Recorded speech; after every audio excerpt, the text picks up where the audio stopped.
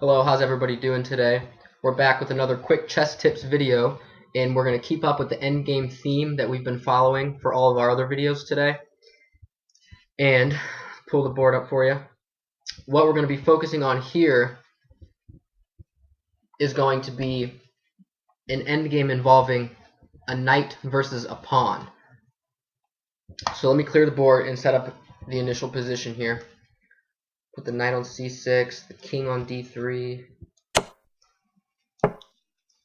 and we'll put the black pawn on c3. Okay, now we know that a knight doesn't have the long-range capabilities of a bishop, and we know a bishop versus pawn is very easy to draw the game because of the long-range capabilities. But typically a knight can also draw versus a pawn even without the aid of his king, because we can see here the white king is way in the corner there on h8. But the trick to drawing this position for white is that you want to allow the knight to get control of the square in front of the pawn. So in this case, the square c2. So how do we go about this? First, let's just say right now it's white to move, right? So white to move, what would he do? Again, we want to maintain control of that c2 square. So we'll play knight b4 check. And then he'll play king c4, attacking our knight. And then we just take the square in front of the pawn, knight c2. And we see now the drawing mechanism, because after king b3, we play knight d4 check. And we can kind of just hop around the pawn both sides. You just dance around the pawn there, and that's how we end up getting the draw. So if he plays king b2, then again, we just bring our king closer, because king g7, and then he has nothing better to do but to advance the pawn, and we just sacrifice it. And then, again, we have a drawn position here. So we'll go back to the initial position, the knight on c6, the king on d3, and the pawn on c3, king here, and king there. And instead of it being white to move here, we will have black to move here. And as we've already stated before, the key to drawing this position for white is to maintain control of the square in front of the pawn, in this case c2. So with black to move, his first move is an attempt to try to prevent white from controlling the c2 square. So he plays king c4, denying us both of these squares here, which would then control c2. So that's the first good move. And then what is white going to want to do here? Well, white's going to play check. Oh, we lost our knight. He's going to play check. And we can also play knight e5 check, but knight a5 check works just as well. If he plays king b5 here, we just play knight to b3. So king b5, knight b3. And then we just go back to c1 and we have control of the square. So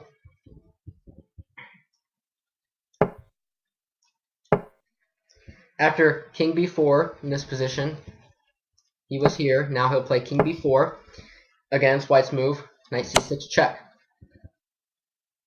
If he goes back to c4, we play knight a5 check, and it's the same position we just had. We're just repeating. So, and if he plays king b5, we again go obtain the square in front of the pawn, play knight d4 check and knight c2. So here he'll play king c5, right? So now what do we do? Same idea, knight a5. He'll play c2, and then we play knight b3 check, and we take control of the queening square. King c4, knight c1. And now we see here we comfortably control the c1 square, the queening square. So no matter what he does, we'll always have control of that square. So let's say after knight c1, he plays king c3, and then we just bring our king closer. There's no reason to move the knight since we're already controlling the square. It's unnecessary, so we can just advance our king. King g7. And then if he plays king d2, again we just play knight to b3 check, and it's the same idea now. If he plays king b2, we go the other way, knight d3 check. Still continuing to hop around the pawn and control the queening square. King c3, again, go back, knight c1, and then black can't make any progress here. as we've seen. Just to show you what would happen here, if he plays king to d2, we would just play knight to b3 check. And if he plays king to d1, same thing, we bring our king closer. And we have control of the square, and the game's going to end in a draw. So, we've seen that it's fairly easy for a knight to stop a pawn if you can control the square in front of the pawn.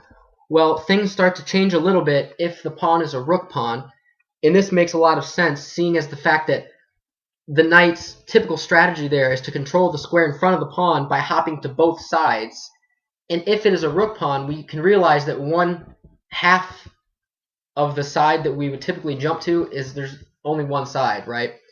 So if we have a rook pawn, we can't maneuver around both sides of the pawn because there's only one side. So let me show you a typical position. Here, we'll put the knight here, d6, king over here, king here. Now, as we see here, things aren't going to work out the same way as they would in a typical knight versus pawn situation. And in this position here, white to move draws, but black to move wins. And let me show you why. First, with white to move.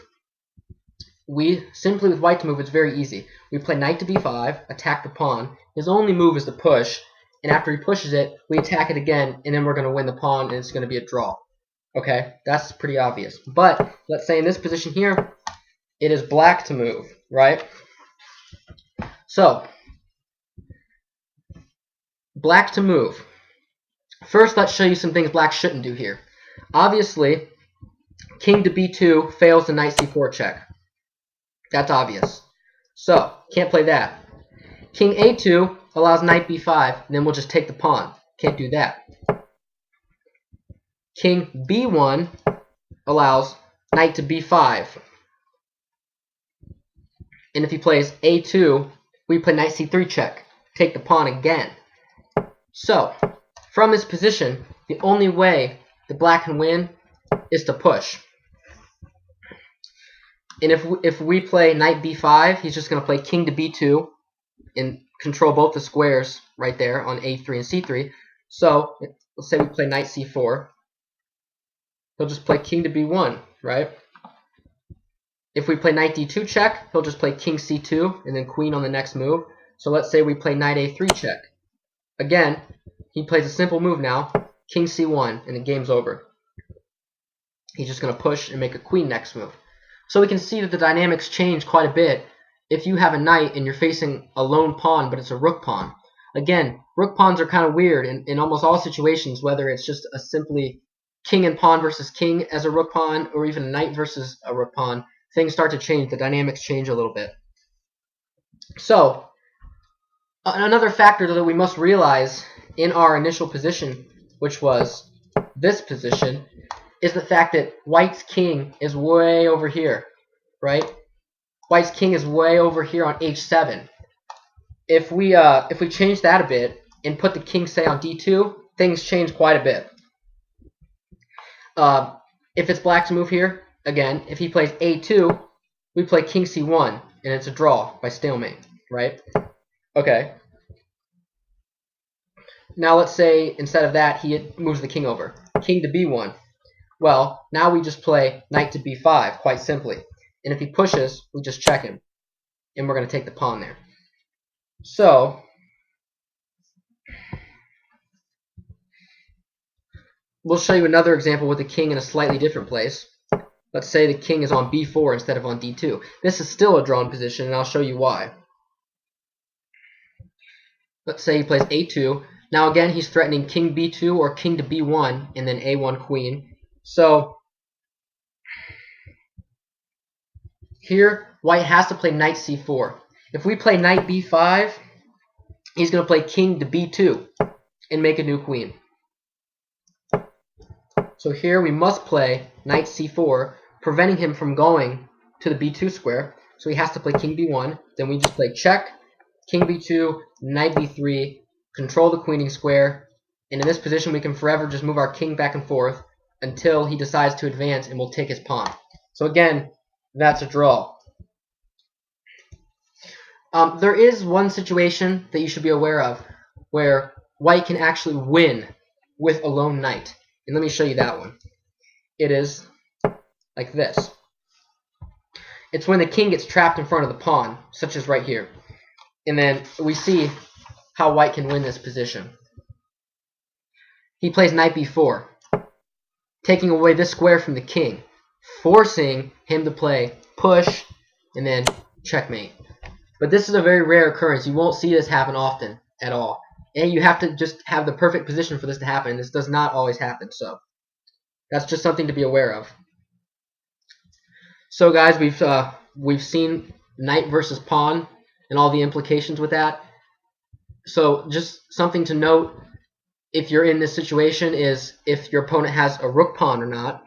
And also, the big factor is what sort of a pawn it is, a rook pawn or a central pawn, or also, actually, you should be aware of the king, the defending side king, in this case the knight. If you have the knight, you want to be aware of how close your king is to that pawn, because the further away it is, it becomes slightly more difficult, as we just saw there.